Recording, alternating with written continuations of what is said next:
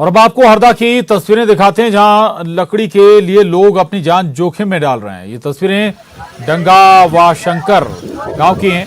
Machac नदी से लोग लकड़ी निकाल रहे हैं। यहां पुल पर लकड़ी आ रही है और लोग अपनी जान जोखिम में डालते हुए नजर आ रहे हैं लकड़ियों की। ये देखिए तस्वीरें आप, ये तस्वीरें भी हरदा से सामने आई हैं। लकड़ी को हासिल करने के लिए कैसे लोग अपनी जान जोखिम में डाल रहे हैं। पानी के बीचों बीच लोग पहुंच रहे हैं और लकड़ी वहां से पकड़कर खींचकर ला रहे हैं।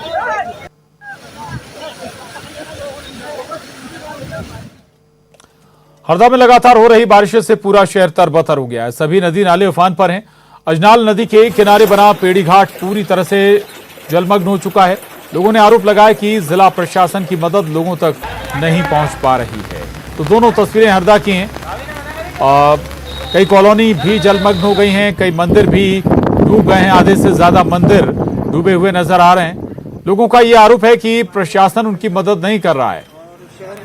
तो जिला प्रशासन की मदद लोगों तक नहीं पहुंच पा रही है, यह आरोप भी लोग लगा रहे हैं। हरदा की तस्वीरें हमने आपको दिखाई हैं। हरदा में दरअसल लगातार बारिश का दौर जारी है। कौन से इलाके पे रहते हैं आप? ये इमलीपुरा में रहते हैं, निचले नाले के पीछे वाली गली में। क्या स्थिति है यहाँ पर? 5-6 फुट पानी भरा गया है घरों में। घरों में भी पानी भरा गया है, सामान भी गीला हो रहा है। यहाँ पर आप लोग हम लोगों को कोई व्यवस्था नहीं है। हम फरसराय में जाके कमरा किराए से लेके अपना सेपरेट काम कर रहे हैं। और बैतूल में लगातार हो रही बारिश से हालात बदतर हो गए हैं। माचना नदी में बाढ़ के चलते इंदौर स्टेट हाईवे और बैतूल खंडवा हाईवे बंद हो गया है। ये तस्वीरें बैतूल से हैं। बैतूल में भी लगातार बारिश हो रही है और इसके चलते हालात खराब हो गए हैं, बदतर हो गए हैं। ये तस्वीरें माचन नदी की हैं। माचन नदी में बाढ़ के चलते इंदौर स्टेट हाईवे और बैतूल खंडवा हाईवे बंद। बैतूल जिले में भारी बारिश का दौर जारी है। पिछले 24 घंटे के दौरान तकरीबन 119 मिलीमीटर बारिश जो है औसत जिले में दर्ज की गई है। बैतूल जिले की सभी जो नदी नाले हैं वो उफान पर हैं। इस समय आप देख सकते हैं कि हम बैतूल के जो माचना नदी है इसके तट पर मौजूद हैं और कितना वेग है यहाँ पर पानी का, काफ़ी तेज यहाँ पानी का बहाव है। नदी में पिछले 24 घंटे के दौरान उफान आया हुआ है। 2 बार बैतूल इंदौर हाईवे यहाँ पर बंद किया जा चुका है। इस समय बैतूल भोपाल मार्ग भी जो है प्रशासन ने एहतियात के तौर पर बंद कर दिया है, क्योंकि जो शाहपुर तहसील है बैतूल की, वहाँ माचना नदी जो है उसके पुल पर 3 फीट ऊपर से बह रही है। दोनों तरफ पुल के वाहनों की कतारें लगी हुई है। इसके अलावा अगर हम बात करें तो बैतूल के भीमपुर ब्लॉक में, घोड़ा डोंगरी, चिचोली और शाहपुर ब्लॉक में सर्वाधिक जो है बारिश दर्ज की गई है और यहाँ पर जनजीवन बुरी तरह प्रभावित हुआ है। प्रशासन भी अपनी तरफ से पूरी कोशिश कर रहा है कि लोगों को जोखिम ना लेने दे, लेकिन कई जगह से ऐसी तस्वीरें आ रही है, खबरें आ रही है कि लोग जो है जोखिम लेकर के अपनी जान खतरे में डाल रहे हैं। बैतूल का जो सतपुड़ा जलाशय है सारनी में, उसके 7 गेट खोले गए हैं और भारी मात्रा में जल यहाँ डैम से जो पानी है तवा नदी में छोड़ा जा रहा है।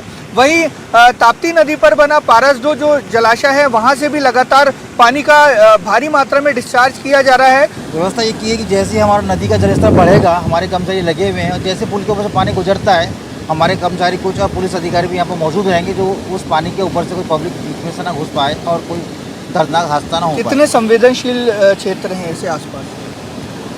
बैतूल लोकल में तो सिर्फ ये करबोला घाटी है, बाकी माचना नदी के आसपास, माचना नदी के आसपास, फिर बाद में तो वो एक रपटा है अमलापुर के पास में, बस 2 जगह। तो आपने देखा जो संवेदनशील क्षेत्र है, एक जगह तो यहाँ पर प्रशासन की टीम मौजूद है, तो यहाँ पर उम्मीद है कि कोई घटना नहीं होगी। बाकी जो क्षेत्र हैं वहाँ पर भी प्रशासन को काफ़ी मुस्तैद होना होगा, क्योंकि लोग जो है लगातार जोखिम ले रहे हैं, लगातार खबरें आ रही है। आज मतदान भी है इसलिए, और बारिश के कारण कुछ हद तक प्रभावित भी हुआ है। इस समय मतदान की गति काफ़ी धीमी है, लेकिन उम्मीद की जानी चाहिए कि मतदाता जो हैं जरा भी हतोत्साहित नहीं होंगे बारिश से और जमकर मतदान भी करेंगे। लेकिन सबसे ज़रूरी बात है कि लोगों को अपनी सुरक्षा का ख्याल खुद रखना पड़ेगा और सतर्क रहकर किसी भी तरह का जोखिम नहीं लेना होगा। बैतूल से ऋषु।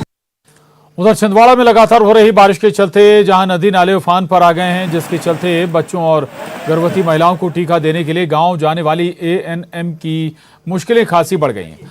बावजूद इसके स्वास्थ्य विभाग की टीम कभी बोट के सहारे, कभी गांव वालों की मदद से गांव तक पहुंचकर लोगों को वैक्सीन दे रही है। केंद्रीय स्वास्थ्य मंत्री मनसुख मांडविया ने भी ट्वीट कर छिंदवाड़ा के स्वास्थ्य कार्यकर्ताओं की तारीफ की है। स्वास्थ्य विभाग का कहना है कि छिंदवाड़ा जिले के कई गांव दूर दराज वाले दुर्गम इलाकों में हैं।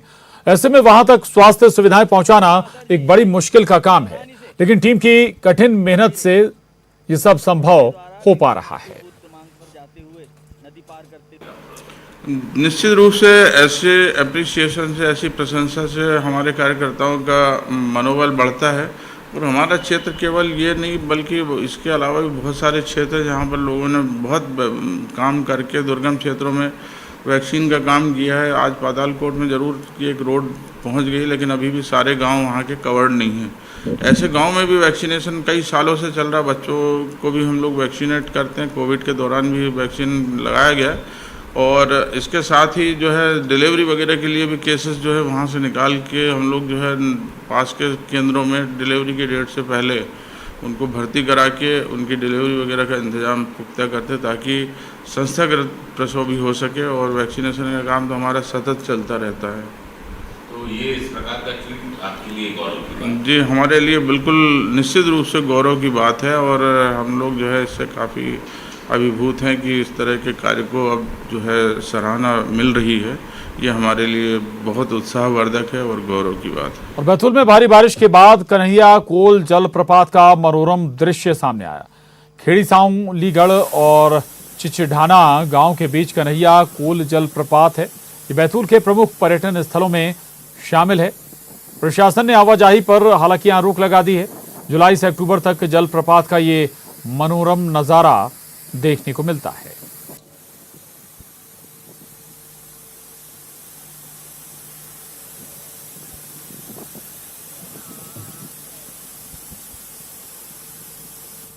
और बीजापुर से बड़ी खबर है। एसडीआरएफ की 3 टीमें बीजापुर में तैनात की गई हैं। जगदलपुर में 5 टीमों को रखा गया है रिजर्व में। वहीं बीजापुर और सुकमा में बाढ़ के हालात बने हुए हैं। भारी बारिश के चलते जनजीवन अस्त व्यस्त हो गया है और इसी के चलते आपको बता दें कि एसडीआरएफ की टीमों को तैनात किया गया है। एसडीआरएफ की 3 टीमें जहां बीजापुर में तैनात रहेंगी, तो जगदलपुर में 5 टीमों को रिजर्व में रखा गया है, ताकि किसी भी तरह के हालात अगर बिगड़े तो उन हालातों में लोगों को जल्द से जल्द राहत पहुंचाई जा सके, रेस्क्यू किया जा सके, रेस्क्यू ऑपरेशन ऑपरेट किया जा सके।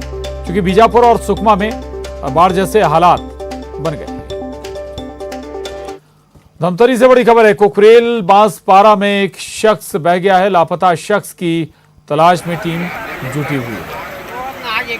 ये देखिए आप, सड़क के ऊपर से पानी बह रहा है, रास्ते के ऊपर से पानी बह रहा है और इसी रास्ते को पार करने के दौरान एक शख्स बह गया और उसे खोजने की कोशिशें जारी हैं।